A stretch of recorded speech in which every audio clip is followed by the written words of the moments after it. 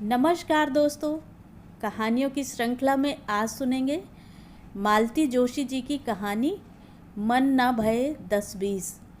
लेकिन उससे पहले मेरा आपसे विनम्र अनुरोध है कि अगर मेरे द्वारा सुनाई हुई कहानियाँ आपको अच्छी लगती हैं तो मेरे चैनल को सब्सक्राइब ज़रूर करें, लाइक करें और अपने दोस्तों और परिचितों में शेयर भी करें। बेल आइकन दबाना बिल्कुल भी ना भूलें। आज सुनिए मन ना भये 10-20। पापा, कार्तिक जी आए हैं, मैंने हाँफते हुए कहा। पापा ने उपन्यास से थोड़ा सा सिर उठाया और कहा, तो आने देना, तू इतनी बदहवास क्यों हुई जा रही है। पापा वे दीदी को पूछ रहे हैं, तो बता देना कि घर पर नहीं है, रिहर्सल पर गई है, उन्होंने इत्मीनान से कहा। सच पापा तो कभी कभी, पर मुझे भुनभुनाने का भी अवसर नहीं मिला। कार्तिक भीतर आ गए थे। मे आई कम इन, उन्होंने दरवाजे पर खड़े होकर कहा। पापा जी, I think you don't mind my coming in. मैंने सोचा अब मुझे इस घर में ड्राइंग रूम से थोड़ा आगे भी प्रवेश मिल जाना चाहिए। क्यों नहीं बेटे, अब तो यह घर तुम्हारा अपना ही है, पापा ने अभ्यर्थना में उठते हुए कहा। पर उनकी आंखों में स्वागत का भाव ज़रा भी न था। शायद पुस्तक अधबीच में छूट जाने का दुख था। कार्तिक के लिए एक कुर्सी सरकाते हुए बोले, शिखा बेटे, अपने जीजा जी के लिए कुछ चाय वाय का इंतज़ाम करो। मैं जैसे जान छुड़ाकर भागी, सीधे किचन में आकर ही दम लिया। लेकिन फिर लगा कि कुछ देर रुकना चाहिए था वहाँ। पापा का कुछ ठीक नहीं है, कभी कभी वे बहुत सच बोल जाते हैं। दीदी पर बड़ा गुस्सा आ रहा था। इतना मना किया था कि आज रविवार है, कहीं मत जाइए, पर जहाँ माँ शॉपिंग के लिए बाहर निकली, ये भी घर से भाग ली। जानती जो हैं कि कुछ हो जाए तो संभालने के लिए शिखा है ही। राम राम करके कॉलेज का सिल्वर जुबली फंक्शन समाप्त हुआ था। उसमें दीदी की विरहिणी राधा खूब हिट हुई थी। उनके ससुराल वालों ने भी उनके नृत्य कौशल की सराहना की थी, पर बस उसके बाद माँ को धीरे से समझा दिया था कि अब वह किसी समारोह में भाग नहीं लेगी। एक ही शहर का मामला था, इसलिए बहुत चौकन्ना रहना पड़ता है। दीदी इतना भुनभुनाती, उनसे कहिएगा आपके घर पहुंच जाऊं तब 7 तालों में बंद करके रखें, पर अभी से इतनी बंदिश क्यों। और बंदिश क्या यही एक थी। सगाई के बाद जैसे प्रतिबंधों का तांता लग गया था, पहनने ओढ़ने तक की आज़ादी नहीं रह गई थी। दीदी सचमुच कभी कभी इतना घबरा जाती, कहती, कहाँ के घामड़ लोग पल्ले पड़ गए हैं, क्या दुनिया में मेरे लिए यही एक घर रह गया था। माँ तब बड़े प्यार से समझाती, मन छोटा क्यों करती है पगली, तुझे कौन उनके साथ ज़िंदगी भर रहना है, थोड़े दिनों की तो बात है। तू तो अपने दूल्हे को देख, 7 जन्मों तक तपस्या करने के बाद ऐसा वर मिलता है। माँ के मुंह से तपस्या की बात बड़ी अजीब सी लगती थी, पर वे झूठ नहीं कहती थीं। लड़का उन्होंने लाखों में एक ढूंढा था। लंबा ऊंचा कद, सुगठित देह यष्टि, दमकता गेहुआ रंग, तीखे नाक नक्श, M.Com फर्स्ट क्लास थे। स्टेट बैंक में ग्रेड 2 ऑफिसर थे। शहर में अपना मकान था। पिता रिटायर्ड सेल्स टैक्स कमिश्नर थे, इसलिए उनकी बातचीत में, रख रखाव में एक आभिजात्य था। और IAS में सिलेक्ट हो जाने के बाद तो उनका पूरा व्यक्तित्व ही गरिमामय हो उठा था। जिस दिन दीदी का रिश्ता लेकर पहुँचे थे ये लोग, उसी दिन कंपटीशन की लिस्ट निकली थी। बस उन लोगों ने इसे दीदी का ही शुभ शकुन मान लिया और बात बड़ी आसानी से पक्की हो गई। ऐतराज़ करने का प्रश्न नहीं था। दीदी को बहू बनाने में किसी भी परिवार को गर्व का ही अनुभव होता। अपने कॉलेज की ब्यूटी क्वीन समझी जाती थी। दीदी नृत्य में प्रवीण तो थी ही, इंग्लिश में MA भी कर रही थी। मांग ज़रूर उन लोगों की कुछ ज़्यादा लग रही थी, पर माँ कहती, अच्छे लड़के सड़क पर पड़े नहीं मिल जाते, खर्च तो करना ही पड़ता है। इतना रूप गुण लेकर आई है वह, तो क्या किसी बाबू या मास्टर के घर जाएगी। हीरा सोने में जड़ा हो तभी अच्छा लगता है, लेकिन माँ का हीरा अक्सर उनके सुनहले बंधनों से कसमसा उठता था। तब मुझे बहुत आश्चर्य होता था। सोचती थी दीदी एकदम पागल हैं, ऐसे पति के लिए मैं तो जीवन भर का कारावास स्वीकार कर लूं। चाय लेकर बाहर गई तब कार्तिक पापा से कह रहे थे, तो पापा जी, अब यह जिम्मेदारी आपकी रही। शहर में हमारे रिश्तेदार भरे पड़े हैं, अगर वे कहीं जाती भी हैं तो शिखा को या भाई को साथ ले लिया करें। यूँ अकेले आना जाना ठीक नहीं लगता। देखो बेटे, पापा ने अपना कप उठाते हुए शांत स्वर में कहा, इस घर में किसी के कहीं आने जाने पर प्रतिबंध नहीं है, कम से कम मेरा तो नहीं है। यह क्या कह रहे हैं आप इस घर के बड़े हैं। हाँ, बड़ा तो हूँ, पापा ने निर्लिप्त भाव से कहा, पर इस घर की रीति यही है। तुम्हारे घर आएगी रेखा तो तुम अपने सांचे में ढाल लेना। इतना गुस्सा आया पापा पर, कार्तिक के जाते ही बरस पड़ी मैं। आखिर उनके सामने यह सब कहने की क्या ज़रूरत थी। पापा उसी शांत स्वर में बोले, क्या क्या छिपाएंगे बेटा, और कब तक छिपाएंगे। आखिर एक दिन उन्हें सब जान ही लेना है।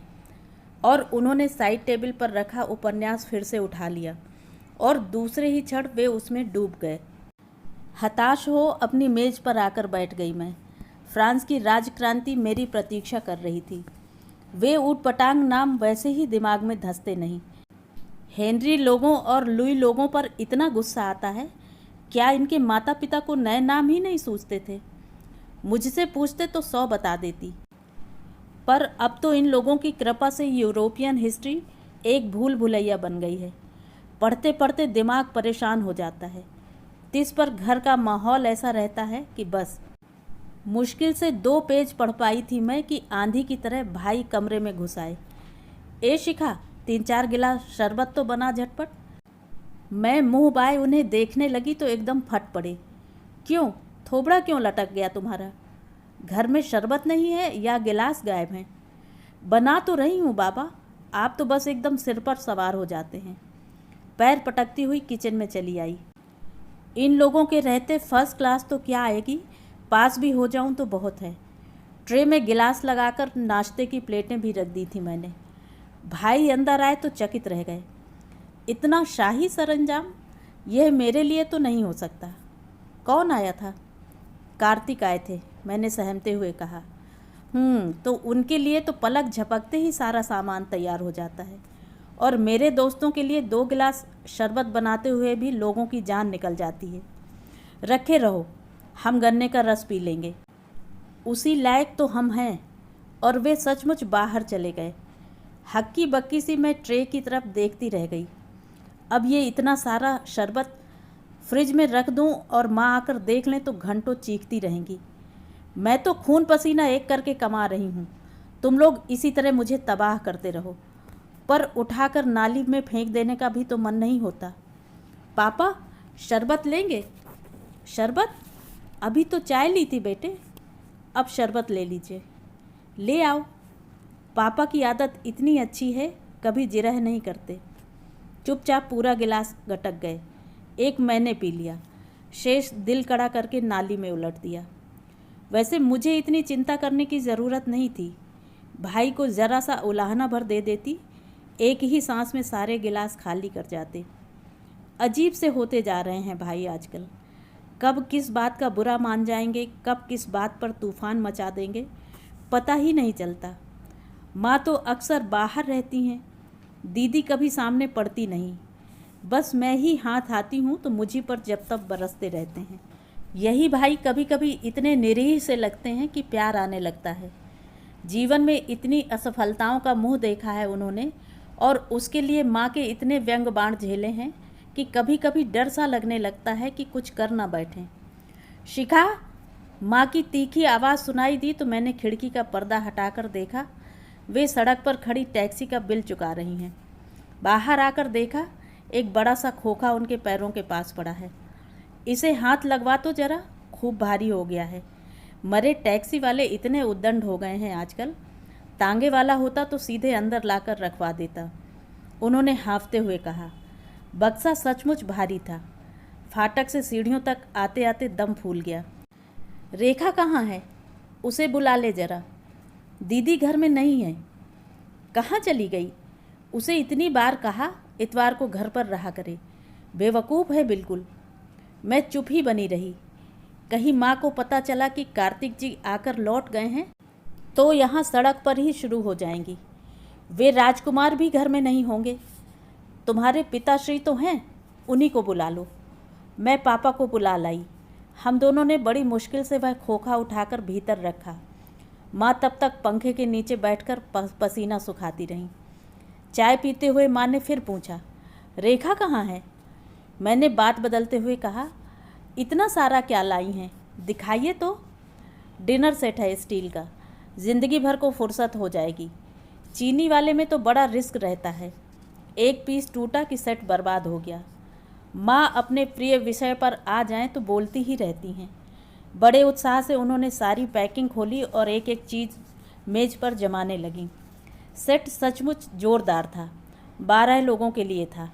माँ का हर काम रॉयल ही होता है। एक एक प्लेट उठाकर मैं देखने लगी। सब पर कलात्मक अक्षरों से रूपरेखा कार्तिक कुमार अंकित था। आप तो नाम भी लिखवा लाईं, मैंने कहा। ठीक रहता है, उन्होंने रहस्य भरे अंदाज में कहा। वह एक फुलझड़ी बैठी है ना घर में, क्या पता कल को सबका सब उठाकर उसे दे दें। उन लोगों को दर्द थोड़े ही आएगा, पर अपनी तो खून पसीने की कमाई है। रेखा आ जाती, उसे दिखा देते तो पैक हो जाता। तुम्हारे पिताश्री देखना चाहें तो बुला लो।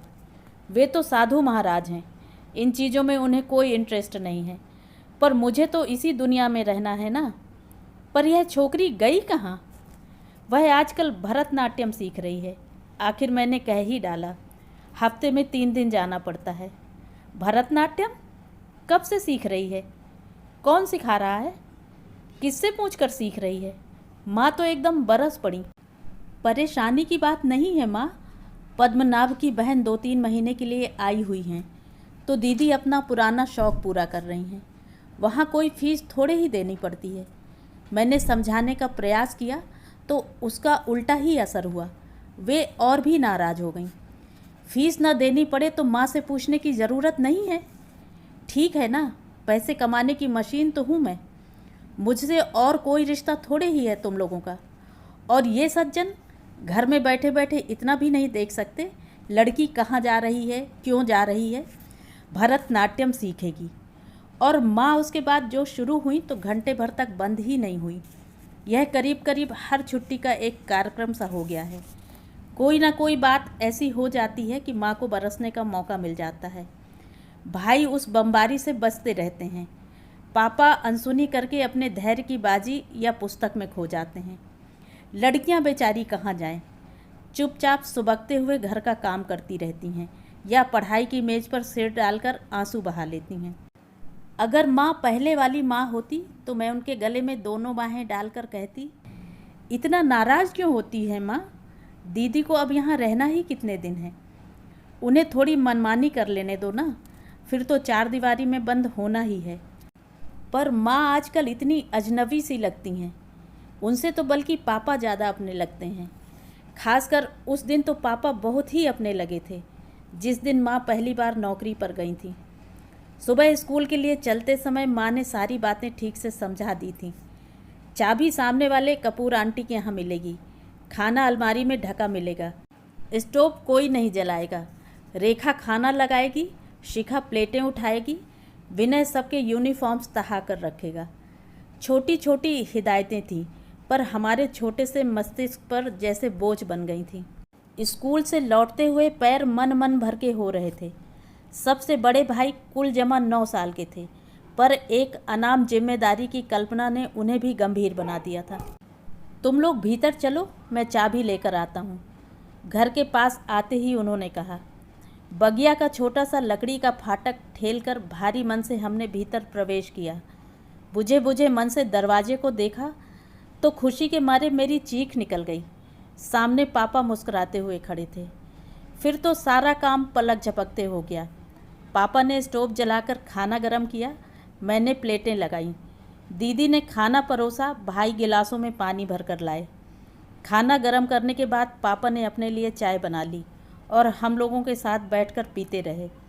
सूने घर में लौटने की कल्पना जो दिन भर मन पर बोझ बनी हुई थी, एकदम छूमंतर हो गई। शाम को थकी हारी माँ लौटी। घर से बाहर पहला दिन उन्हें भी भारी लगा था। हम लोगों के लिए ढेर सी टॉफ़ी ले आई थी वे। उन्हें ज़बरदस्ती हमारी जेबों में ठूंस कर हमें अपने से चिपटाकर दिन भर के हाल चाल पूछती रहीं। खुशी के आवेग में दीदी ने पापा की भी बात कह दी। छुपाने लायक उसमें कुछ था ही नहीं। माँ के चेहरे से मुस्कुराहट एकदम गायब हो गई, चेहरा एकदम तन गया। हम लोग सहम कर उनसे दूर हो गए। डर भी लगा, लेकिन शाम को खेलने चले गए तो सब कुछ भूल चुके थे। काश माँ भी सब कुछ भूल जाती, पर वे सारा काम करते हुए दरवाजे की ओर कान लगाए रहीं। तनी हुई मुद्रा में पापा की प्रतीक्षा करती रहीं। आप दोपहर में घर आए थे? आते ही माँ ने जवाब तलब किया। हाँ, क्यों?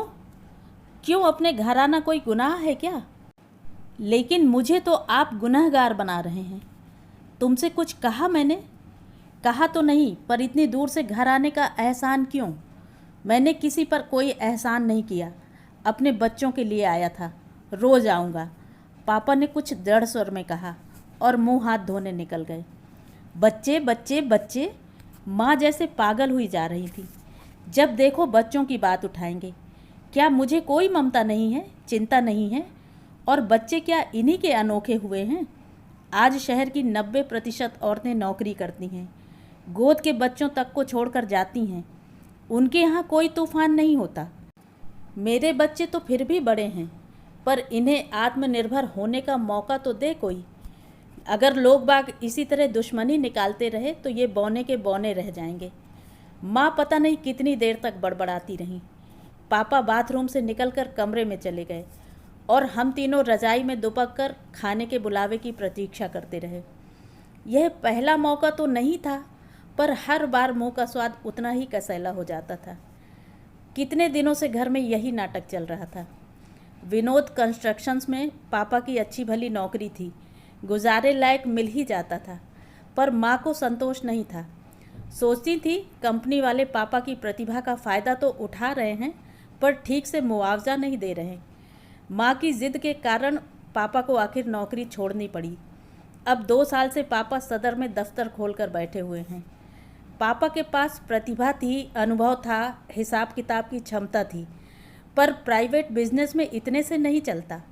4 लोगों से मेल मुलाकात चाहिए, गट्स चाहिए, डेयरिंग चाहिए और चाहिए पूंजी। कम से कम इतनी पूंजी तो हो कि घाटा उठाने की हिम्मत बंधे। पापा यही मात खा गए थे और घर में असंतोष की पहली चिंगारी तभी फूटी थी। तब तो यह सब जानने की उम्र नहीं थी। तब तो यही समझती थी कि पापा की नौकरी चली गई है, इसीलिए माँ को नौकरी करनी पड़ रही है। पास पड़ोस में भी यही सुन पड़ता था।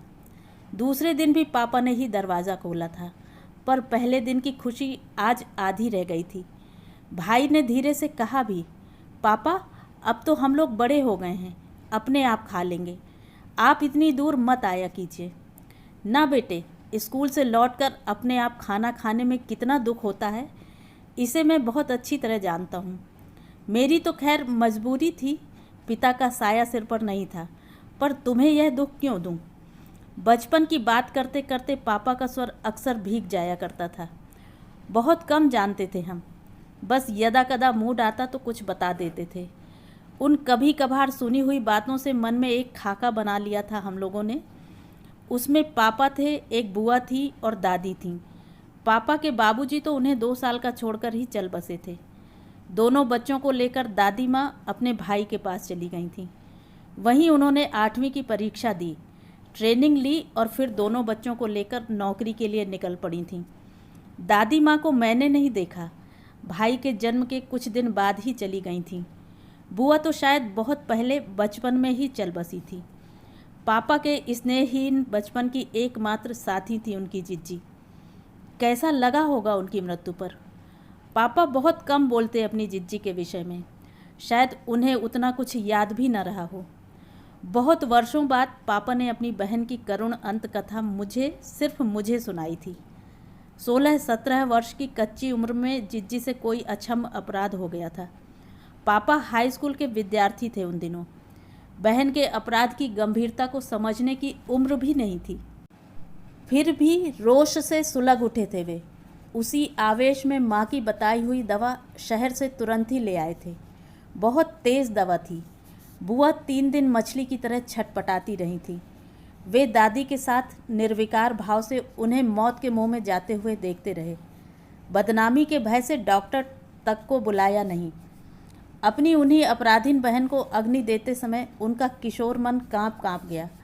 सारे आरोप प्रत्यारोप तो मृत्यु के साथ ही बिला गए थे। बच रहा था एक भयानक एहसास, एक अपराध बोध कि जिज्जी अपनी मौत नहीं मरी, उनकी हत्या की गई है और उस हत्याकांड में उनका भी बराबर का हिस्सा है। बहन की यह कलंक गाथा पापा ने माँ को भी कभी नहीं सुनाई। मुझसे ही कैसे कह गए, आश्चर्य होता है। उन दिनों मैं अपना एक पैर तुड़वाकर बिस्तर में कैद हो गई थी। माँ ने 15-20 दिन की छुट्टी ले ली थी। फिर कभी महरी के, कभी पड़ोस वाली आंटी के भरोसे मुझे छोड़कर काम पर जाने लगी थी। ज़्यादा छुट्टी लेना संभव भी नहीं था। खिड़की के पास लगे बिस्तर पर बैठकर मैं हसरत से सड़क का नज़ारा देखा करती। कैलेंडर को देखकर प्लास्टर खुलने का दिन गिना करती।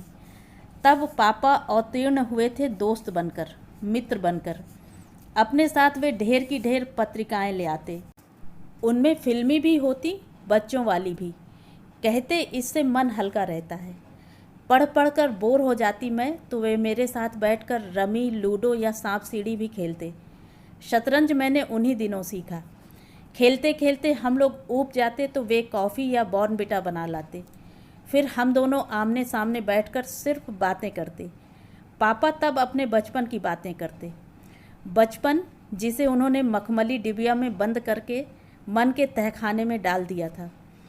ऐसे ही भावुक क्षणों में उन्होंने बुआ जी की यह कहानी मुझे सुनाई थी और कहा था, जानती हो बेटे, इसीलिए तुम लोगों को पल भर भी अकेले छोड़ने का मेरा मन नहीं होता। दुनिया में सभी लोग तो सज्जन नहीं हैं और तुम लोग अभी कितनी नासमझ हो, पर तुम्हारी माँ को यह सब समझाना कितना कठिन है। पापा तो यह कहकर चुप हो गए थे, पर मैं उनका मतलब समझ गई। उन दिनों माँ ने जैसे हमें सब विषयों में पारंगत करने की कसम खा ली थी। सितार, कथक, स्विमिंग, बैडमिंटन, कोई विषय नहीं छूटा था। क्लास में भी रिजल्ट अच्छा रखना पड़ता था। अंग्रेज़ी और गणित के लिए बराबर ट्यूशन लगी हुई थी। इतना सब करते करते हम लोग हाँफ जाते तो कहती, हमें शौक़ था तो हमें मौका नहीं मिला। दूसरों को देखकर तरस कर रह जाते थे। तुम लोगों को सुविधाएं मिल रही हैं तो नखरे आ रहे हैं। 7-8 भाई बहनों का लंबा चौड़ा परिवार था उनका। उस मध्यम वर्गीय परिवेश में संभव ही नहीं था कि सारी इच्छाएं, सारे शौक़ पूरे होते। समय से शादी हो गई, यही बहुत था। बचपन की सारी अतृप्त इच्छाएं माँ के मन में एक चिरंतन आक्रोश भर गई थी। अपने वर्तमान से वे कभी खुश नहीं रहीं। सुनहले भविष्य के लिए उनका असीम आग्रह पारिवारिक जीवन को नरक बनाने पर तुला हुआ था। उन दिनों पापा मेरी बीमारी के कारण दिन दिन भर घर पर बैठे रहते। इसी बात को लेकर अक्सर दोनों में झड़प हो जाती। एक दिन तो हद हो गई। दफ्तर से लौटते ही माँ सीधे मेरे कमरे में चली आईं। मुझसे हालचाल भी न पूछा, एकदम तिक्त स्वर में पापा पर बरस पड़ी। इसका बहाना लेकर आप कब तक घर में बैठे रहेंगे? मैं यहाँ वहाँ से क्लाइंट्स जुटाकर भेजती हूँ तो आपके दफ्तर में ताला पड़ा मिलता है। लापरवाही की भी हद होती है। क्रम से 4 घंटे तो वहाँ बैठा कीजिए। बेकार में हर महीने इतना किराया जा रहा है। पापा ने उस समय तो कोई उत्तर नहीं दिया। अच्छा ही हुआ। मेरी 2 सहेलियाँ तबीयत देखने आई हुई थीं। उनके सामने तमाशा नहीं हुआ। पर दूसरे ही दिन उन्होंने ऑफिस हमेशा के लिए छोड़ दिया। सारा सामान घर ले आए। बरामदे में एक पार्टीशन लगवाकर बोर्ड टांग दिया। माँ सिर पटक कर रह गईं। सच ही था, उतने किराए में उतने मौके की जगह दोबारा मिलना असंभव था। पर पापा टस से मस नहीं हुए। माँ के लिए भुनभुनाते रहने का जैसे एक स्थायी कारण जुट गया। रोज़ की चक चक से हम लोगों में इतनी दहशत भर गई कि संगी साथियों को घर बुलाना ही छोड़ दिया। भाई उस साल पहली बार फेल हुए थे। संगीत की स्वर लहरियाँ मुझे हौले से आकर जगा गईं। कहीं से सुप्रभातम आ रहा था। रजाई से सिर निकालकर देखा, बाहर घुप अंधेरा था। प्रभात अभी कोसों दूर था। अपनी उनींदी आंखों को थोड़ा और कष्ट दिया। तब देखा दीदी अपने 2 in 1 को हृदय से लगाए निस्पंद पड़ी हैं। ध्यान से सुनने पर गीत भी समझ में आ गया। विनय पत्रिका की शिव स्तुति थी। कर्नाटक शैली में गाई जा रही थी। संगीत मुझे भी अच्छा लगता है, पर समय समय से। यह थोड़े ही कि आधी रात से उठकर शुरू हो गए। मैंने हाथ बढ़ाकर टेप बंद कर दिया तो दीदी की तंद्रा टूटी। दुष्ट, उन्होंने हाथ में चिकोटी भरते हुए कहा। सोने दो यार, क्या आधी रात से रागमाला लेकर बैठ गई? मैंने कहा। आधी रात नहीं है, 4 बज रहे हैं। जरा ध्यान से सुन तो, खास तुझे सुनवाने के लिए टेप कर लाई हूँ। मजबूरन सुनना ही पड़ा। नया सेट किया है? हाँ। किसी प्रोग्राम का चक्कर तो नहीं है? कार्तिक जी मना कर गए हैं। प्रोग्राम के लिए मना किया है? सीखने के लिए तो कोई बंदिश नहीं है ना। लेकिन व्यर्थ में करने से लाभ क्या है दीदी? नृत्य 4 दीवारी में बंद रखने की विद्या तो है नहीं। 4 दीवारी में बंद रहने की अभी कसम तो नहीं ली है मैंने, दीदी ने तैश में कहा। और फिर एकदम भावुक होकर बोली, उसके सीखने में भी एक आनंद है शिखी, इतना ग्रेस है इस नृत्य में। सच, रेणु दीदी को नाचते हुए देखती हूँ तो अपना इतने सालों का सीखा हुआ कथक व्यर्थ लगने लगता है। दीदी एक निश्वास लेकर कैसेट से खिलवाड़ करती रहीं और फिर वही गीत बज उठा जो अभी रजत जयंती समारोह में बहुत सराहा गया था। श्याम सो हमारी राम राम कहियो। दीदी की भावाभिव्यक्ति उस समय देखते ही बनती थी। थोड़ा सा दक्षिण भारतीय पुट लिए पद्मनाभ का मखमली स्वर और भैरवी की भावप्रवण स्वरावली, सच आंसू निकल आए थे मेरे तो। दीदी की मुंदी पलकों पर इस समय भी कुछ बूंदें चमक रही थीं। शायद वे लौट गई थीं अपनी बिरहणी राधा की भूमिका में। गीत समाप्त होने के बाद भी उनकी तंद्रा नहीं टूटी। मैंने ही बटन ऑफ किया। He is an angel really, उन्होंने जैसे अपने आप से कहा। कौन? यही पद्मनाभ। कभी कभी मुझे लगता है शिखी कि कोई शापग्रस्त गंधर्व ही मेरे लिए इस पृथ्वी पर आ गया है। वह भी शायद यही सोचता हो। क्या? यही कि कोई शापग्रस्त अप्सरा उसके सुरों पर थिरकने के लिए धरती पर उतर आई है। सच, तू भी यही सोचती है? उस दिन पद्मनाभ भी यही बात कह रहा था। दीदी? कहीं तुम इमोशनली इन्वॉल्व तो नहीं हो? पता नहीं शिखा, पर मैं इतना जानती हूँ कि यह व्यक्ति मेरे हर कदम पर फूल की तरह बिछ जाना चाहता है। और एक तुम्हारे कार्तिक हैं। तुम्हें नहीं लगता शिखा कि माँ अपनी झूठी प्रतिष्ठा के लिए मेरी बलि दे रही हैं? माँ की बात छोड़ो दीदी, तुम अपने मन का तो पता करो। तुमसे बिना पूछे तो कुछ हुआ नहीं है। यही तो, कभी कभी अपना ही मन कैसी अबूझ पहेली बन जाता है। सगाई से पहले मैं जानती ही नहीं थी कि मेरे जीवन का केंद्र बिंदु क्या है। धक से रह गई मैं। यह क्या कह रही हैं दीदी? कहीं माँ ने सुन लिया? और मेरी आंखों के सामने माँ का उस दिन का तांडव घूम गया। दीदी को चाहे अपने मन की बात बहुत बाद में पता चली हो, पर लगता है माँ ने उनका मन बहुत पहले पढ़ लिया था। तभी तो वे इतनी व्यग्र हो उठी थीं। नहीं तो हम लोगों के कहीं आने जाने को लेकर उन्होंने कभी टीका टिप्पणी नहीं की। उनका अपना बचपन बहुत सी बंदिशों में बीता था। अपने उसी कुंठाग्रस्त बचपन का प्रतिशोध मानो इस तरह लेती थीं वे। पर दीदी की सगाई के साथ उनके मन में छुपी बैठी परंपरावादी माँ बाहर आ गई थी। अब तो वे अक्सर दीदी को डांट देती हैं या बुजुर्गों की सी अदा में समझाने लगती हैं। दोनों ही बातें विचित्र सी लगती हैं। एक बात कहूँ दीदी? कहो। Padmanabh is no match for Kartik. उन दोनों की कोई तुलना नहीं है। तुलना कर भी कौन रहा है? यह तो अपनी अपनी पसंद है। फिर भी एक बात कहूँगी, पद्मनाभ पति के रूप में तुम्हें कभी खुश नहीं रख पाएगा। क्यों?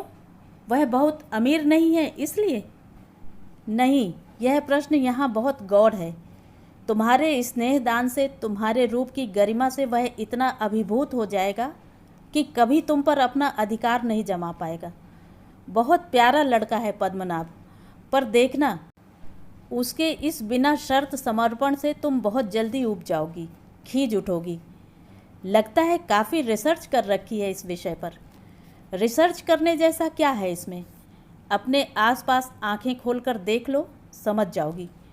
अच्छा तो शिखा जी, लगे हाथ यह भी बता दीजिए कि आदर्श पति की परिभाषा क्या है? दीदी ने चिकोटी ली तो मैं रट्टू तोते की तरह शुरू हो गई। आदर्श पति वह है जो अपनी पत्नी से हाथ भर ऊंचा हो और उसे सदा अपनी नाक के नीचे रखे। प्यार में हो या तकरार में, उसका पलड़ा सदा भारी रहे। अपने समर्थ कंधों पर पत्नी की सुरक्षा का, सुख सुविधा का, भरण पोषण का भार उठा सके। जो बस बस बस समझ गई, तुम्हारा यह आदर्श पति ठीक कार्तिक का हमशक्ल है और तुम दोनों एकदम 16वीं सदी से चले आ रहे हो। तुम दोनों, दीदी ने अनजाने ही कह दिया था, पर मन में जैसे जल तरंग बज उठा। कल्पना में अपने को कार्तिक की बगल में खड़ा करके देखा और दूसरे ही क्षण सारा संगीत थम गया। दीपावलियां बुझ गईं। दीदी के सामने अपनी ढेरों विसंगतियां याद आने लगीं और हल्का सा मोच खाता अपना दाहिना पांव भी। लोग यूं ही कहते हैं कि पितृमुखी कन्या भाग्यवान होती है। क्या इसी को भाग्य कहते हैं कि आदमी सपने देखते हुए भी सहम जाए। कॉलेज से लौटी तो देखा घर में खूब हंगामा मचा हुआ था। माँ दफ्तर से असमय लौट आई थी और भाई और दीदी के साथ जमकर बहस हो रही थी। सभी चीख चीख कर अपना पक्ष प्रस्तुत कर रहे थे। कुछ देर तक शांति से सुनती रही, तब जाकर उस हड़बोंग का सिर पैर समझ में आया। दीदी के मौसेरे जेठ मॉस्को से आए हुए थे। उनके साथ उनकी रूसी पत्नी भी थी। दोनों दीदी को देखने को उत्सुक थे। शाम को सब लोग आ रहे थे। दीदी गुस्से में बड़बड़ा रही थी, मेरा अच्छा खासा तमाशा बनाकर रखा है इन लोगों ने। हर तीसरे दिन कोई चला आ रहा है। खानदान न हुआ, मुगलिया सल्तनत हो गई। तुझे क्या करना होता है, माँ बोली। तैयार होकर सामने बैठना भर होता है। जरा मेरी तो सोच, 4 चीज़ें लानी हो तो बाजार मुझे ही जाना है। घर ठीक करूँगी तो मैं ही। तेरे पापा ढंग के कपड़े पहनकर बाहर बैठ भी जाएं तो गनीमत है। औरों का तो सवाल ही नहीं उठता। प्लीज़ मम्मी, भाई एकदम गरजे। बेकार में झूठ न बोलिए। जब भी मौका पड़ा है मैं ही कुलियों की तरह सामान ढोता फिरा हूँ। आज भी जो बता देंगी करूँगा, पर मैं पूछता हूँ हर बार इतना शाही सरंजाम क्या ज़रूरी है? तेरी जेब से तो नहीं जा रहा ना कुछ? मेरी जेब इस लायक कभी नहीं बनेगी, मुझे मालूम है। फिर भी पूछने का हक तो है। बहुत ऊंची उड़ान भरी है माँ आपने, निभाते निभाते दम फूल जाएगा। तो मंशा क्या है तेरी? उसे भी किसी भट्टी में फेंक दूँ? ज़िंदगी भर जलती रहेगी मेरी तरह। माँ, कुछ करना हो तो बता दो जल्दी से, ये बातें बाद में भी होती रहेंगी, मैंने तिक्त स्वर में कहा। तब जाकर यह महाभारत थमा। फिर वही हाय तौबा शुरू हो गई। सोफ़े के कवर्स बदले जा रहे हैं, दीवान की जगह बदली जा रही है, नए पर्दे लग रहे हैं, क्रॉकरी चमकाई जा रही है, नाश्ते का सामान बनाया जा रहा है और भाई बेचारे बाजार के चक्कर लगा लगा कर बेहाल हुए जा रहे हैं। माँ को पल पल पर कुछ न कुछ याद आ रहा था। कभी कभी मुझे लगता है, भाई बोले, ये लोग किसी न किसी बहाने या तो जासूसी करने आते हैं या हमारी परिस्थिति का मजाक बनाने। भाई ठीक ही कह रहे थे। पिछली बार दीदी की फुफेरी सास को लेकर उनकी ननंद आई थी तो देर तक कप प्लेटों को उलट पुलट कर देखती रहीं। माँ ने दूसरे दिन ही नया सेट मंगवा लिया। एक बार दीदी के ससुर अपने किसी मित्र के साथ आए थे। दीदी की शकुंतला की विदाई वाली बड़ी सी फ़ोटो ड्राइंग रूम में लगी थी। इतनी पुरानी फ़ोटो थी दीदी के हाई स्कूल के ज़माने की, पर उसे भी वहाँ से हटाने के निर्देश मिल गए थे। एक बार बिना किसी सूचना के आधमके थे ये लोग। दीदी उस समय छत पर बाल सुखाती हुई पड़ोस की कांति दीदी से बतिया रही थी। उस पर भी आक्षेप उठाया गया। समझ में ही नहीं आता था कि ये लोग आधुनिक हैं या पुरातन पंथी। अगर पुरातन पंथी हैं तो रोज़ रोज़ समधियाने में आने की क्या तुक थी। माँ इस समय भी बहुत परेशान थी। दफ्तर में फ़ोन करके उन्हें इन मेहमानों की सूचना दी गई थी। तब माँ पापा को लेकर बाकायदे निमंत्रण देने गई थी। वहाँ दीदी की सास ने उन्हें कई बार कई तरीक़ों से बताया था कि नवीन और नताशा शादी में नहीं रहेंगे, और माँ पसोपेश में थी कि उन्हें शादी का नेक अभी ही दे दिया जाए या हटाओ भी माँ, वह कोई खूसट हिंदुस्तानी बुढ़िया है जो नेक वेक की बात समझेगी। इतना ज़ोरदार स्वागत कर रहे हैं हम लोग, इससे ज़्यादा की तो उन्हें आशा भी न होगी। पर वह खूसट बुढ़िया साथ में रहेगी ना। और माँ ने हमारे मना करने पर भी 51 रुपये के 2 लिफाफे तैयार कर लिए थे। महीने की 22 तारीख को इतनी रकम भी भारी पड़ गई थी। सारा बजट गड़बड़ाया जा रहा था, पर मजबूरी थी। हमारी आपाधापी से बेखबर दीदी चुपचाप तैयार होती रहीं। उन्होंने लाल और काले फूलों वाला सलवार सूट पहन लिया था। हल्का सा मेकअप करके एक ढीली चोटी डाल ली थी। वे बहुत उदास लग रही थीं, उदास और सुंदर। साड़ी वाड़ी पहनो, माँ ने देखा तो डांट दिया। हम अपने घर में बैठे हैं, जैसे हैं ठीक हैं, दीदी ने मुंह फुलाकर कहा। कहीं वह महारानी साथ में हुई तो होंगी तो आंख बंद कर लेंगी। अब हमारा दिमाग मत खाइए, नहीं तो हम सीधे मैक्सी पहनकर बैठ जाएंगे। हाँ, दीदी ने दो टूक फैसला सुना दिया तो माँ चुप हो गई। मुझे लगा दीदी विद्रोहिणी बनती जा रही हैं। माँ ने ज़्यादा तंग किया तो मुंह उठाकर कह देंगी, मारो गोली शादी को, हमसे यह गुलामी नहीं होगी। माँ भी इस बात को समझती हैं शायद, तभी ना चुप हो गई। हेलो गर्ल्स, एम आई ऑल राइट? पापा ठीक 4:30 बजे तैयार होकर बाहर आ गए। कभी कभी ही सूट पहनते हैं पापा, पर बड़े स्मार्ट लगते हैं तब। भाई आप भी तैयार हो जाइए ना, मैंने कहा। हम ऐसे ही ठीक हैं, भाई ने कुर्ते की बाह से माथे का पसीना पोंछते हुए कहा। हमें तो बैरागिरी करनी है, साहब बहादुर को हमसे बात तो करनी नहीं है। बेकार कपड़ों की क्रीज खराब करें, अपनी योग्यता बढ़ाओगे नहीं और फिर इसी तरह इन्फीरियरिटी कॉम्प्लेक्स में सड़ते रहोगे। प्लीज़ माँ, मैंने कहा तो माँ चुप हो गई। पर उतनी देर में भाई का चेहरा कितने ही रंग बदल चुका था। ठीक 5 बजे कार्तिक की गाड़ी दरवाजे पर थी। मैं कमरे में तैयार हो रही थी। उत्सुकतावश खिड़की से झांक कर देखा तो वे अकेले ही थे। एडवांस गार्ड बनकर आए होंगे शायद, यहाँ की व्यवस्था ठीक ठाक करने के लिए। जल्दी से चेहरे पर पाउडर का एक हाथ फेरकर मैं किचन में आ गई। सब कुछ एकदम तैयार था, बस मेहमानों के आने भर की देर थी। तभी सुना वे पापा से कह रहे हैं, नवीन भैया से मिलने बहुत सारे लोग आ गए थे घर पर। माताजी बोली रेखा को यहीं ले आओ। परम पूजनीय माताजी के एक आदेश से दिन भर की दौड़ धूप व्यर्थ हो गई थी। 150 रुपयों का भुर्ता बन गया था। अपमान, घोर अपमान से सुलग उठी मैं। भाई की ओर देखा तो उनका चेहरा भी तमतमा आया था। मैं जाऊँ माँ? दीदी जब पूछने आई तो वे एकदम फट पड़े। जाओ और यह सब कबाड़ भी साथ लेती जाओ, बुढ़िया के सिर पर पटक मारना। बड़ी मुश्किल से माँ ने उनके मुंह पर हाथ देकर उन्हें चुप कराया। दीदी माँ के साथ बाहर के कमरे में गईं और दूसरे ही क्षण लौट आईं। अब क्या हुआ? मैंने पूछा। होना क्या था, मैंने तो पहले ही कहा था कि साड़ी पहन लो, अच्छा नहीं लगता। पर यहाँ तो सब अपनी मर्जी के मालिक हैं ना, माँ बुदबुदाई। उस समय माँ को बुरी तरह घुड़क देने वाली दीदी अब चुपचाप कपड़े बदलने चली गई थी। ज़रा उनके पास बैठ तो बाहर, तेरे पापा तो उठकर चले गए हैं। ठीक तो था, पापा नहीं सह पाए होंगे यह अपमान, कोई भी नहीं सहेगा। मेरे जाते ही वे उठने को हुए और एकदम संभल गए। मैं समझा रेखा है। दीदी तैयार हो रही हैं, मैंने सपाट स्वर में कहा। वे चुपचाप कुर्सी पर आसन बदलते रहे, अधीरता से कभी दीवार घड़ी को और कभी कलाई घड़ी को देखते रहे। She takes lot of time, वो बुदबुदाए। दीदी तो समय से तैयार हो गई थी। देर तो आपकी ज़िद के कारण हो रही है, मैंने उद्धत स्वर में कहा। पहली बार ही समझदारी बरत लेती तो दूसरी बार कष्ट नहीं उठाना पड़ता। क्यों? नासमझी की कौन सी बात हुई है? सलवार सूट कोई गैर वाजिब ड्रेस है क्या? जानते हैं, पंजाब में दुल्हन फेरे तक इसी पोशाक में लेती हैं। मैं पंजाबी नहीं हूँ, उन्होंने दृढ़ता से कहा। और आपकी ये मॉस्को वाली भाभी, वे तो शायद इतने भी कपड़े ना पहनती होंगी। मैं रूसी भी नहीं हूँ, उन्होंने सख्त लहजे में कहा। मैं, मेरा परिवार खालिस हिंदुस्तानी है और रेखा उसी परिवार की बहू की हैसियत से वहाँ जा रही है। अच्छा हुआ दीदी बाहर आ गईं और यह अप्रिय प्रसंग वहीं समाप्त हो गया।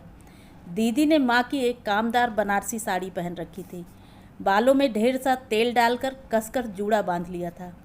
हाथों में ढेर सी चूड़ियाँ डाल ली थी और गले में मोतियों की सतलड़ी। अब तो ठीक है? उन्होंने व्यंग से पूछा। अभी कहाँ दीदी? मैंने कहा और उठकर साड़ी के चौड़े बॉर्डर से सिर खूब आगे तक ढांक दिया। अब ठीक है, पता तो चले कि खानदान की बहू चली आ रही है। मुझे आग्नेय दृष्टि से घूरते हुए चले गए कार्तिक, पर मुझ पर कोई असर नहीं हुआ। पौरुषेय अधिकार और अहंकार का प्रतीक यह देव पुरुष मेरी दृष्टि में कई सीढ़ियां नीचे उतर आया था।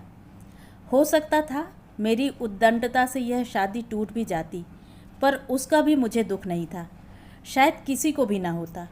माँ को छोड़ कोई भी तो इस शादी से खुश नहीं था, यहाँ तक कि दीदी भी। लेकिन फिर मिमियाती सी उनके पीछे क्यों चली गई दीदी? छोकरी चल आ, अपनी पार्टी उड़ जाए। मैंने चौंक कर देखा, भाई ने पूरी सेंट्रल टेबल प्लेटों से भर ली है और सोफे पर पालथी मारकर बैठ गए हैं। बहुत अच्छे मूड में लग रहे थे, जबकि मेरा अपना मूड एकदम ऑफ हो रहा था। भाई का मन रखने के लिए मैं भी एक कुर्सी लेकर बैठ गई। सबसे पहले मैंने रसगुल्ला उठाया। मेरी फेवरेट डिश थी, पर मुंह में रखते ही उसका स्वाद कड़वा हो गया। दिन भर की दौड़ धूप याद आते ही मेरा पारा फिर चढ़ने लगा। भाई, मैंने तैश में कहा, ये पीली कोठी वाले आखिर हमें समझते क्या हैं? वे हमें संसार का सबसे निकृष्ट जीव समझते हैं। भाई ने शांति से एक समोसा गपकते हुए कहा। अगर हम इतने ही निकृष्ट हैं तो हमारे यहाँ रिश्तेदारी करने की ज़रूरत ही क्या थी? मैं इस तरह ताव खा रही थी जैसे सामने दीदी के ससुर ही बैठे हों। देखो शिखा, बात यह है कि छोटे घर की बहू लाने में बड़ी सुविधा रहती है। सुविधा?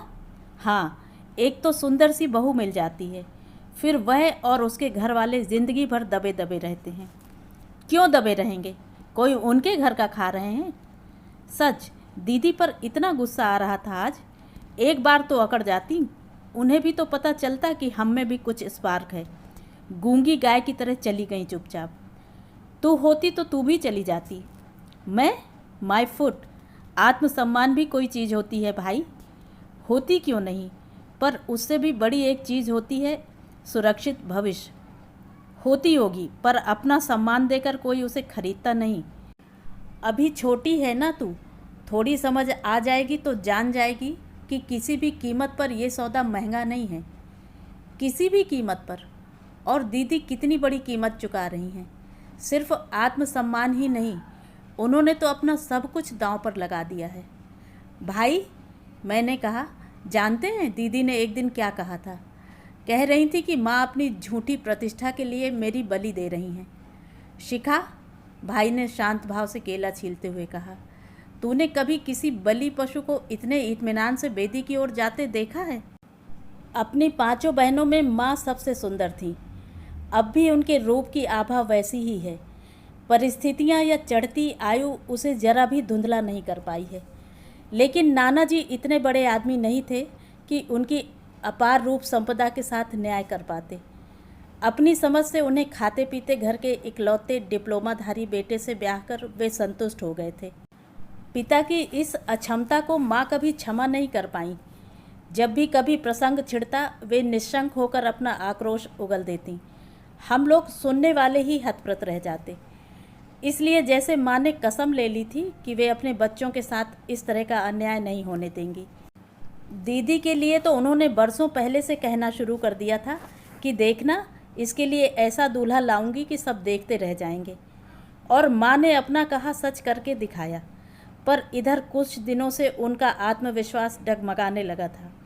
बाजार इतना ऊंचा चढ़ गया था कि एस्टीमेट बार बार गड़बड़ा रहा था। फिर सगाई से शादी तक का फासला बेवजह लंबा खिंचता चला जा रहा था। उसे निभाते हुए माँ के छक्के छूट रहे थे। रस्मों रिवाज निभाने में कितने रुपए फूक गए थे, उसका तो कुछ हिसाब ही नहीं था। और फिर वहाँ से नित नए सुझाव, नए संकेत मिल रहे थे। लगता था इससे तो अच्छा था कि हार्ड कैश तय हो जाता, एक मुश्त देकर छुट्टी पा जाते। पापा शुरू से इस संबंध के विरुद्ध थे, पर माँ ने आदित्य मामा की सलाह से यह रिश्ता पक्का किया था। उन्हीं की बैंक में कार्तिक थे और मामा जी जानते थे कि लड़का होनहार है।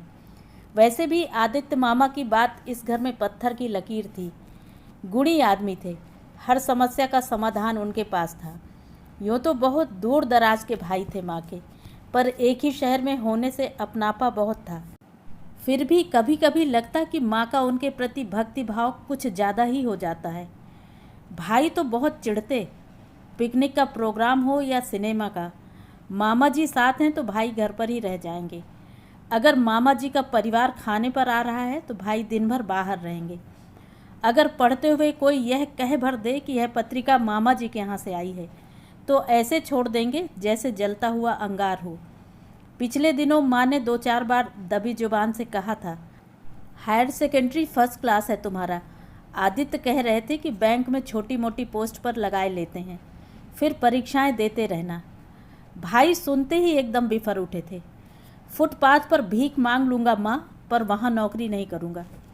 छोटी थी तो भाई का यह आचरण बड़ा अस्वाभाविक सा लगता था। मामा जी के बंगले का, कार का, टीवी का ऐसा ही आकर्षण था, पर जब से होश संभाला है तब से लगता है मैं भी लड़का होती काश, तो भाई की तरह खुलकर कह सकती थी, आई हेट पापा not for his poverty but for his patience. उन्हीं स्वनाम धन्य आदित्य मामा का एकाएक ट्रांसफ़र हो गया था और माँ परेशान हो रही थी कि अब कैसे क्या होगा। उस दिन माँ शाम को दफ्तर से लौटकर चाय पी रही थी। मैं और दीदी भी उनका साथ दे रहे थे। पापा उसी समय बाहर से लौटे। पापा का कहीं भी आना जाना इतना चुपचाप होता था कि घर में कोई गहमा गहमी नहीं होती थी। मैंने ही आवाज़ देकर उन्हें चाय की टेबल पर बुला लिया। बाएं हाथ से अपना कप उठाते हुए दाएं हाथ से उन्होंने जेब से कुछ निकाला और माँ के सामने रखते हुए बोले, ये कुछ रुपए हैं, रेखा की शादी के लिए रख छोड़े थे। शिखा की करोगी तब भी कुछ देने की कोशिश करूँगा। मैंने नज़र उठाकर देखा, बैंक ड्राफ्ट था 15,000 का, माँ के नाम। हम सभी स्तब्ध थे। पापा जो इतने बेचारे से थे, छोटी मोटी फरमाइशें लेकर भी जिनके पास जाते संकोच होता था, वे इतनी रकम एक साथ दे सकते हैं, उनका इतना बड़ा बैंक बैलेंस होगा, यह कभी सोचा भी नहीं था। सच तो यह है कि उनका इस प्रकार तटस्थ भाव से ये रुपए देना बड़ी अजीब सी बात थी, पर इस पर हमने गौर ही नहीं किया। बचपन से ही जब भी कुछ करने की कल्पना की है, ज़हन में माँ की तस्वीर ही उभरी है। घर का माहौल ही ऐसा बन गया था। पापा का जो भी योगदान था वह इतना मौन होता था कि कभी सतह पर आया ही नहीं। इस स्थिति को माँ ने ही जन्म दिया था। सारी समस्याओं की सलीब कंधे पर उठाकर वे अकेले ही घूमती रहीं। उनकी बातचीत का लहजा तक मैं से भरपूर हो गया था। मैंने बच्चों का एडमिशन कराया, मैंने ट्यूटर से बात की, मैंने वाइट वॉश कराया, मैं डिस्टेम्पर करवाऊंगी, मैंने अमुक लड़का रिजेक्ट किया, मैंने ये रिश्ता पक्का किया। घर, परिवार, बच्चे, कोई भी विषय हो, पापा को साथ लेकर उन्होंने कभी सोचा ही नहीं। शादी भी उन्होंने अपने बलबूते पर तय की थी, पर उनका आत्मविश्वास डगमगाने लगा था। संकट की इस घड़ी में पापा उन्हें देवदूत से लगे हों तो आश्चर्य नहीं। 15,000 कोई बड़ी रकम नहीं थी, पर उसी के सहारे वे पापा को पा गई थी। पहली बार उन्हें लगा कि हमारी बेटी की शादी है। पूरे विवाह समारोह में वे पापा पर इस तरह निर्भर रहीं कि देखकर अच्छा लगा। पहली बार लगा कि पापा बहैसियत पापा इस घर में हैं। दीदी पता नहीं कैसी होती जा रही थी। घर में इतनी इतनी बातें हो रही हैं, पर उन्हें जैसे किसी से कुछ सरोकार ही नहीं। उनकी ससुराल से रोज़ अजीब अजीब प्रस्ताव चले आते हैं। सुनते ही हर कोई रोष से उबल पड़ता है, पर उन पर कोई असर नहीं होता। वे एक शहीदाना भाव चेहरे पर ओढ़े चुपचाप हमारी भाग दौड़, हमारी परेशानियां देखती रहती हैं। सबसे ज़्यादा हैरत तो उस दिन हुई जिस दिन मकान की रजिस्ट्री हुई थी। यह घर, यह मकान हम लोगों के लिए सिर्फ ईंट गारे की इमारत तो नहीं है, इससे हमारी जाने कितनी भावनाएं जुड़ी हुई हैं।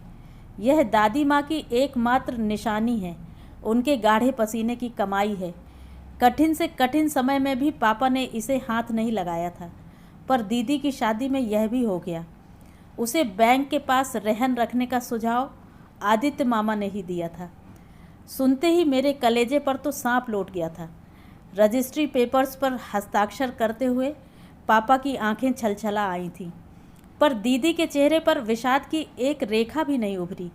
वे जड़वत बैठी रहीं, जैसे यह सारी उठापटक किसी और के लिए हो रही हो। दिनों दिन एक अबूझ पहेली बनती जा रही हैं वह। अभी पिछले मंगलवार की बात है, मैं बड़े मनोयोग से स्काई लार्क का एप्रिसिएशन लिख रही थी। दूसरे दिन ट्यूटोरियल था। हमेशा अच्छे से अच्छा लेने का मेरा नियम था। आज भी मैं अपनी सारी प्रतिभा उड़ेलकर लेख को अधिक से अधिक जीवंत बनाने का प्रयास कर रही थी, पर दीदी के कारण सब गड़बड़ हो रहा था। उन्होंने तो इन दिनों पढ़ने लिखने की छुट्टी कर रखी थी। मज़े से आराम कुर्सी पर लेटी गुनगुना रही थी। हाथ में नीटा मस्केट की कोई नॉवेल थी। तिपाई पर मसूरी से आया ताज़ा पत्र पड़ा हुआ था। मसूरी से इन दिनों पत्रों का तांता लगा हुआ था। जैसे कार्तिक इतनी दूर से भी अपनी गिरफ्त ढीली नहीं करना चाहते। दीदी नियम से पत्रों का उत्तर देती हैं और फुर्सत से बैठकर दर्द भरे गीत गाया करती हैं। उनकी यह संगीत साधना ही कभी कभी सिरदर्द बन जाती है। अब भी मेरा मन हुआ कि कहूँ, दीदी प्लीज़ थोड़ा तो रहम करो। माना आप बहुत बड़ी डांसर हैं, पर गाना आपके बस का नहीं है। इसे हम गरीबों के लिए छोड़ दो। पहले वाली बात होती तो बेधड़क कह देती और दीदी से तुर्की बतुर्की जवाब भी मिल जाता, पर अब कहते एकदम संकोच हो गया कि दीदी पता नहीं क्या सोचें। सोच लेंगी कि मुझे अपने सुरीले कंठ पर नाज हो गया है, तभी ऐसा कह रही हूँ। नाज तो सचमुच है। ईश्वर ने 2 ही 4 चीज़ें तो ऐसी दी हैं जिन पर नाज किया जा सके, बाकी तो सब खातों में जमा शून्य ही है। मेरा संगीत और दीदी का नृत्य दोनों ही परिवार के लिए गर्व का विषय था। दीदी के साथ हमेशा मैं ही गाया करती थी।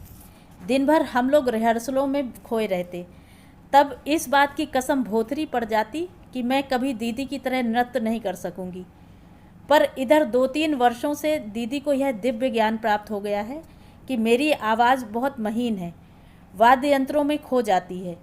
नृत्य के साथ तो ओजपूर्ण स्वर होना चाहिए, तभी बात बनती है।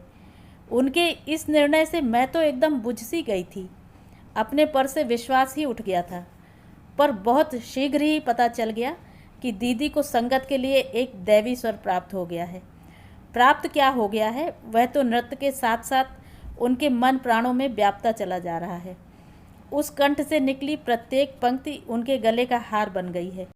उस समय भी वे बागेश्वरी का गला घोटते हुए गा रही थीं, ऊधो मन न भये 10-20। मेरी सहन शक्ति जैसे जवाब दे गई। अपनी कुर्सी उठाकर मैंने उनकी कुर्सी के सामने कर ली और आवाज़ दी, दीदी एक बात पूछनी थी। क्या?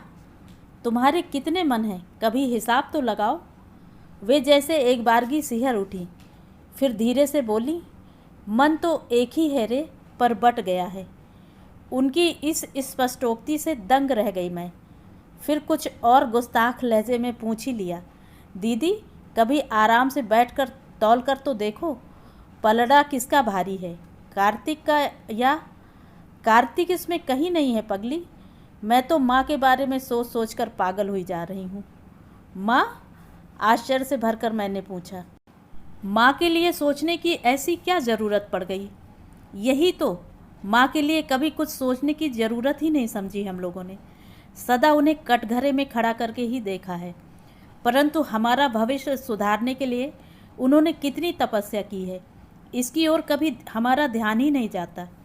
एक अकेली औरत जिम्मेदारियों का हिमालय ढोती चली आ रही है और उसे हमने कभी मन भर कर प्यार भी नहीं दिया। We have taken her for granted. हमारी सारी सहानुभूति पापा के साथ रही है। कभी कभी लगता है यह भी पापा की साजिश रही है। आर्थिक असुरक्षा का ऐसा बोझ माँ के मन मस्तिष्क पर डाल दिया कि उनकी ममता के सारे स्रोत सूख गए और बच्चों की सारी गुडविल इन्होंने हड़प ली। मन हुआ चीख कर कहूँ, दीदी किस आर्थिक असुरक्षा की बात कर रही हो तुम? पापा ऐसे अकर्मण्य तो नहीं थे। उनके पंख माँ ने ही काट दिए हैं। अपनी आकांक्षाओं के लिए पापा के करियर की बलि दी है, पर वह गुडविल हड़पने वाला फिक्रा मन में अभी ताज़ा था, इसलिए सिर्फ इतना ही कहा, दीदी सभी माँ बाप अपने बच्चों के लिए खटते हैं, अपने अपने ढंग से खटते हैं। उनके सारे परिश्रम के मूल में यही भावना रहती है कि उनके बच्चे खुश रहें। माँ की सारी तपस्या के पीछे भी यही उद्देश्य रहा होगा। इसीलिए पूछती हूँ दीदी, क्या तुम खुश हो? वे एक बारगी सिहर उठी, फिर एक लंबी सांस लेकर दार्शनिक अंदाज में बोली, मेरा सुख मेरी खुशी तो अब सपना हो गया है रे, पर मैं हर कीमत पर माँ को खुश देखना चाहती हूँ। ऐसा कोई गलत काम नहीं करना चाहती जिससे उन्हें ठेस पहुँचे। गलत काम की तुम्हारी परिभाषा क्या है? मैंने तैश में आकर कहा। एक सीधे साधे इंसान को तुमने चकरघिन्नी बनाकर छोड़ दिया है। क्या बहुत अच्छा काम है ये? तुम उसे मुक्ति क्यों नहीं देती? क्या उसका करियर चौपट करके ही दम लोगी? दीदी चुप। और एक वे साहब बहादुर हैं, बड़े विद्वान बनते हैं। पता नहीं ईश्वर ने उन्हें आंखें भी दी हैं या नहीं। तुम्हारी बातों में, तुम्हारी हंसी में, तुम्हारे पत्रों में छिपा हुआ झूठ वे एक बार भी पकड़ नहीं पाए। आश्चर्य होता है, और सबसे ज़्यादा आश्चर्य तो तुम पर होता है जो 2 नावों पर पैर रखकर आराम से बैठी हो। तुम माँ के लिए अपना सुख होम करने की बात करती हो, पर अपने सुख के लिए तुम किस किस का विश्वास होम कर रही हो, इस पर भी कभी सोचा है? बस शिखा, स्टॉप इट, दीदी ने एकदम कहा। उनका चेहरा तमतमा आया था। There is a limit to everything. Yes दीदी, मैंने शांत स्वर में कहा। There should be a limit. घर में एक भयावह सन्नाटा छाया हुआ था। मेरे मन में तो यह सन्नाटा दीदी की विदा से बहुत पहले व्याप गया था। पास रहकर भी इतनी दूर हो गई थी हम दोनों कि एक कमरा शेयर करने की मजबूरी भी अखरने लगी थी। उस विस्फोट के बाद दीदी मुझसे एकदम कतराने लगी थी, और मुझे लगता था जैसे वे मुझसे नहीं, अपने आप से बच रही हों। शादी हुई और जैसे अपने आप ही सारे अवरोध दूर हो गए। विदा के समय मुझसे लिपट कर फूट फूट कर रोई दीदी। मन का सारा कलमश उन आंसुओं में बह गया, लेकिन मन और भी सूना हो गया। मन भी और घर भी, और कभी कभी ये सूनापन जैसे निगलने को दौड़ पड़ता है। शिखा, ओ शिखा! लगा कि बहुत दूर से कोई मुझे पुकार रहा है। बहुत यत्न से अपनी उनींदी आंखें खोलकर देखा। भाई पैताने खड़े मुझे आवाज़ दे रहे थे। बड़ी मुश्किल से अपने को झचकोर कर जगा पाई मैं। रो क्यों रही थी पगली? कहाँ? नहीं तो, मैंने कहा और छूकर देखा। पलकों की कोरें अब भी गीली थी। किताब लेने कमरे में आया था तो देखा तेरी तो हिचकी बन रही है। दीदी की बहुत याद आ रही है। उनके बिना घर कितना मनहूस लग रहा है, मैंने कातर स्वर में कहा। हो जाएगी, कुछ दिनों बाद इस मनहूसियत की भी आदत हो जाएगी, क्योंकि घर की सारी रौनक तो उसी के साथ विदा हो गई है।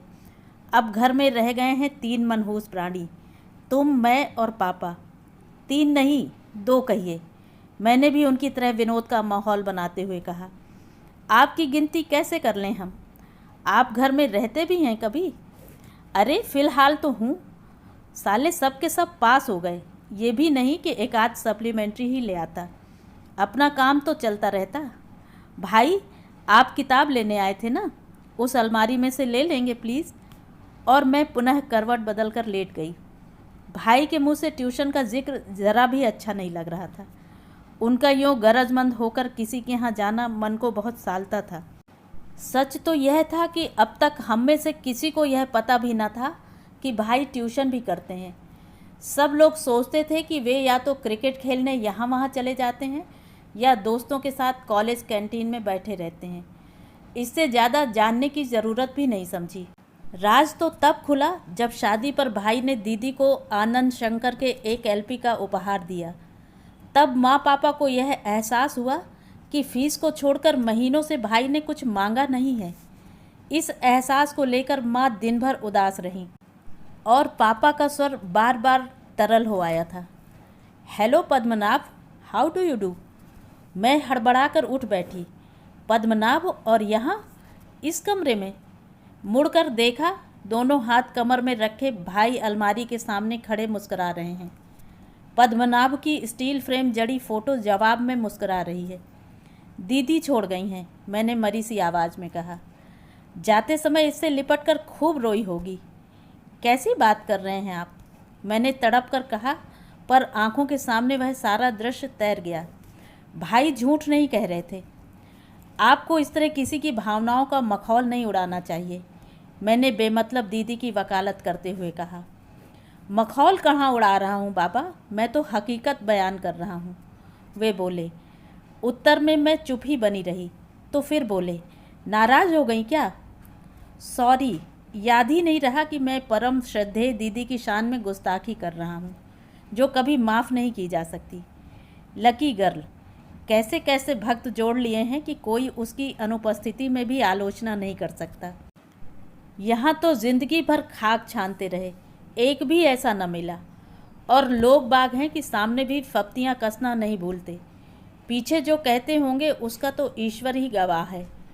भाई यह सब कुछ बिल्कुल मजाकिया लहजे में कह गए थे, पर आखिर में उनकी आवाज़ भीग सी गई थी। सच, भाई कभी कभी इतने बेचारे से लगते हैं कि उन पर प्यार आ जाता है। मैंने फिर बात का रुख बदल देना ही ठीक समझा। कहा, भाई हम लोग नाहक बड़े हो गए हैं, बच्चे ही बने रहते तो कितना मज़ा आता। तब यह जाति की, समाज की, भाषा की दीवारें पग पग पर हमारा रास्ता नहीं रोकती। इन चार दीवारियों में तब यूँ दम ना घुटता। भाई ने अपनी पसंद की 2-4 पत्रिकाएं चुन ली थीं। उन्हें लेकर वे मेरे पास पलंग पर बैठते हुए बोले, तू क्या पद्मनाभ के लिए यह सब कह रही है? यही समझ लीजिए। क्या तू सोचती है कि पद्मनाभ तमिल भाषी ना होता तो रेखा उससे विवाह कर लेती? क्यों नहीं करती क्या? इसी तरह 3rd डिवीज़न MA होता, इसी तरह एक पार्सल क्लर्क का बेटा होता तो कभी नहीं करती। और आज भी अगर पद्मनाभ में कुछ भी संभावनाएं होती तो जाति और भाषा की ये दीवारें अपने आप ढह जाती। न माँ को ऐतराज़ होता, न रेखा को। भाई कभी कभी आप बहुत बहुत कड़वा सच बोल जाता हूँ, यही ना? माँ ने कार्तिक का रिश्ता जिस ढंग से हथिया लिया है, रेखा जिस स्थित प्रज्ञ भाव से घर की तबाही देखती रही है, उससे और क्या निष्कर्ष निकलता है? वैसे दीदी पूरे 6 महीने तक बड़े असमंजस में झूलती रही हैं। मैंने कहा, यह असमंजस, यह अनिश्चय ही तो उसकी कहानी कह जाता है। उसकी आस्था में ज़रा भी बल होता तो इतने सोच विचार की ज़रूरत ही क्या थी? प्रेम कभी मध्य मार्ग नहीं अपनाता। It is either yes or no. तो यह सब कुछ छलावा था? नहीं, छलावा नहीं था, भाई ने कहा और उठ बैठे। पीठ पर हाथ बांधकर कुछ देर तक कमरे में चहलकदमी करते रहे। फिर उसी तरह चहलकदमी करते हुए बोले, जानती हो शिखा, ये बड़े आदमियों की बीबियां ऐसा एकाध प्रेम प्रसंग पाल लेती हैं, अच्छा रहता है। कभी वक्त बेवक्त उदास होने के लिए एक कारण मिल जाता है। अत्यधिक सुख से जब मन बेस्वाद हो जाता है तो थोड़े से आंसू बहाने से राहत मिल जाती है। बड़ा कारगर नुस्खा है यह। भाई जैसे अपने आप से बोल रहे थे। मेरी समझ में नहीं आ रहा था कि मुझे क्या कहना चाहिए। और शिखा, ये लोग एक एक सहेली भी रख छोड़ती हैं। ये उनके लिए कस्टोडियन का काम करती हैं। कस्टोडियन मतलब संरक्षिका। सारे प्रेम पत्र, उपहार, फ़ोटो उसे सौंप दिए जाते हैं। उनका अपना घर बेदाग रहना चाहिए। जब कभी थोड़ी बहुत याद आने लगे तो सहेली के यहाँ चले आए, मन बहला लिया। और सहेली ज़िंदगी भर यही बेगार किया करे? पूरी बात तो सुना करो। हमेशा यह स्थिति थोड़े ही रहती है। 2-4 साल बाद नई जिंदगी का रंग मन में चढ़ने लगता है। पिछली बातें बेवकूफ़ी सी लगती हैं। तब यह उदारमना महिला अपनी सहेली से कहती है, आज से मैं अपना प्रीतम तुम्हें सौंपती हूँ। मेरे भाग्य में इसका सुख नहीं लिखा था। ईश्वर ने शायद तुम्हारे लिए ही इसे बनाया है। तब सहेली क्या जवाब देती है? जवाब क्या देगी? साफ कह देती है कि प्रेम अपनी जगह है, करुणा अपनी जगह। मुझे इस आदमी से सहानुभूति है। इसका यह तो अर्थ नहीं कि मैंने भी यही कहा था। भाई चलते चलते एकदम रुक गए। क्या कहा? मैंने भी यही जवाब दिया था। माय गॉड, यानी कि रेखा जी इतनी अधीर हो उठी कि हनीमून से लौटने तक का भी सब्र न हो सका। खैर, तुमने जवाब अच्छा दिया। बेचारी रेखा कितनी निराश हुई होगी तुम्हारा 2 टूक जवाब पाकर। भाई के व्यंग को अनसुना कर मैंने बताया, मुझसे कुछ नहीं कहा, पद्मनाभ को पत्र लिखा था। क्या लिखा है? यही कि शिखा बहुत प्यारी लड़की है। ईश्वर ने उसके साथ एक अन्याय कर दिया है, पर उसकी भरपाई भी खूब की है। तुम दोनों मिलकर एक अलौकिक संगीत की सृष्टि कर सकोगे। और वह गधा यह सब तुम्हें सुनाने चला आया। भाई की मुट्ठियाँ एकदम कस गई थीं। उसका कोई दोष नहीं है भाई, मैंने उन्हें शांत करते हुए कहा। दीदी ने हजार कस्में जो दे रखी थी, और अभी तो सब कुछ इतना ताज़ा है कि यह बात टाल नहीं सकता। चुपचाप पत्र पकड़ाकर चला गया। और तुम्हारा जवाब? वह मैंने डाक से भेज दिया। लिख दिया कि माँ बाप ने बहुत सोच समझकर दीपशिखा नाम दिया है मुझे। मैं चुपचाप जीवन भर जलती रहूँगी, पर किसी की दया की भीख मुझे मंजूर नहीं है। इरादा तो दीदी को ही लिखने का था, पर उनका रसभंग क्यों किया जाए। पर इतना सब कहते कहते वेग से मेरा गला भर आया। भाई, क्या सचमुच इतनी दयनीय हूँ मैं? धत पगली, उन्होंने कहा और मुझे अंक में भर लिया। बड़ी देर तक मेरे बालों पर, मेरी पीठ पर हाथ फेरते रहे। भाई का यह स्नेहल स्वरूप मेरे लिए एकदम नया था, पर उनकी यह निःशब्द सांत्वना भी मुझसे झेली नहीं गई। पता नहीं मन कैसा हो गया। कोई प्यार भी करता है तो मुझे उसमें दया की, करुणा की बू आने लगती है। वह ऐतिहासिक पत्र देखेंगे? बहुत हौले से अपने को अलग करते हुए मैंने कहा। रहने दे, उसमें देखना क्या है? अपनी पुस्तकें समेटते हुए वे बोले, यही सब तो लिखा होगा कि मैं अपने प्यार को यथार्थ के क्रूर थपेड़ों से बचाना चाहती हूँ। मेरे मन के तहखाने में इसे सुरक्षित रहने दो। प्रेम को शाश्वत रखने का इन लोगों का यह तरीका अच्छा है, पर ज़रा कठोर है ना? और भाई कमरे से बाहर चले गए। मैंने दराज खोलकर दीदी का वह पत्र निकाला। बड़ी सुपरफाइन अंग्रेज़ी में लिखा था। मैं जयदेव की पद्मावती बनना चाहती थी। कल्पना की आंखों से रोज़ देखती थी कि संयुक्ता और रघुनाथ पाणिग्रही की तरह हमारी जोड़ी भी रोज़ कीर्ति के नए शिखर चूम रही है। पर मैं जानती हूँ सभी सपने सच नहीं होते। सत्य कल्पना से कोसों दूर होता है। जीवन पथ पर सब फूल ही नहीं बिछे मिलते। तब क्या मोह भंग के उन क्षणों में मैं तुम्हें प्यार कर पाऊँगी? मुझे अपने ऊपर इतना विश्वास नहीं है, लेकिन जिससे इतना प्रेम किया है उससे घृणा करने लगूंगी, यह कल्पना भी दहशत पैदा करती है। भाई बिना पढ़े कैसे जान गए सब? और जैसे दिमाग में एकाएक कुछ कौंध गया। भाई के चेहरे पर पुती वेदना, उनकी आंखों का सूनापन, उनके स्वर का भीगापन, सभी जैसे एक साथ अपना इतिहास कह उठे। कैसी मूर्ख थी मैं! कितने आत्मकेंद्रित हैं हम सब। दिन रात एक भट्टी सी सुलग रही है उनके मन में, पर किसी को आँच तक नहीं आती। मन हुआ दौड़कर उनके पास पहुंच जाऊं। वे कमरे में नहीं थे। इतनी धूप में छत या आंगन का सवाल ही नहीं था। तभी पापा के केबिन से टाइपराइटर की खटपट सुनाई दी। जाकर कनखियों से देखा, शून्य में ताकते हुए भाई मशीन से खिलवाड़ कर रहे हैं। पर उस खिलवाड़ में भी लगातार एक ही नाम टंकित होता चला जा रहा है, भाई। आवाज़ पर एकदम चौंक उठे वे। मशीन पर लगे कागज़ को अनदेखा सा करते हुए मैं पास खड़ी हुई। भाई, एक बात कहनी थी। क्या? इस समय तक वे काफ़ी संभल चुके थे। मैं सिर्फ यह कहने आई थी भाई कि दुनिया बहुत बड़ी है, उसमें और भी लोग हैं, और सभी दीदी जैसे या पुनीता मिश्रा जैसे नहीं हैं। भाई का चेहरा एकदम सफ़ेद पड़ गया। डूबती सी आवाज़ में इतना ही कह पाए थे, thanks Shikha, thanks for understanding. तो ये थी कहानी। कहानी आपको कैसी लगी कमेंट करके ज़रूर बताएं।